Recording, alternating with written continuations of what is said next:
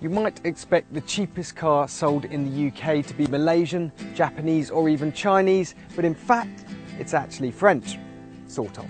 This is the brand new Dacia Sandero. It's the second model to be introduced from Renault's budget sub-brand following the Duster, and it's a Fiesta-sized hatchback with space for 5 that will cost from just £5,995.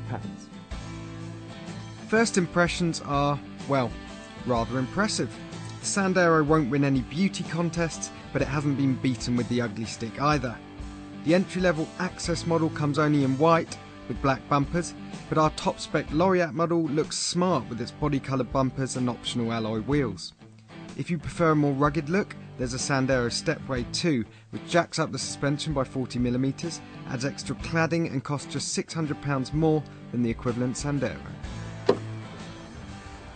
Climb inside, and the quality here is much higher than you might expect. Okay, so these materials aren't exactly soft touch, but they're hardly the scratchy hard plastics you might expect. The base model, well, that's not for the faint-hearted. It does without things like aircon, a stereo and electric windows. If you pay an extra £600, you can move up to the mid-spec model, and that adds luxuries like a stereo and electric windows, or you can go for the top-spec model we've got here.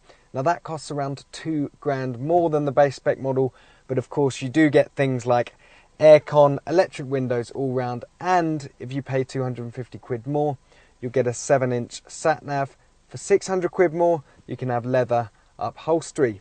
In terms of space, well, it feels bigger than a Fiesta in the back, and there's actually 50 litres more room in the boot than the new Clio.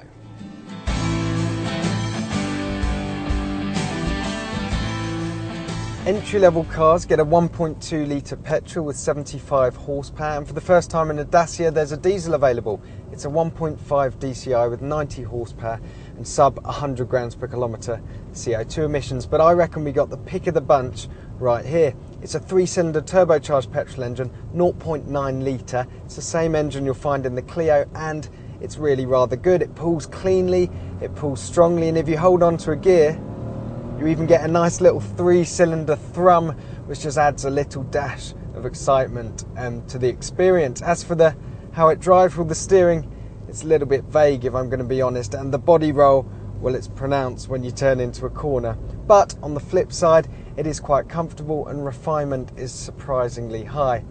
The best compliment I could pay this car? Well, it feels quite modern to drive.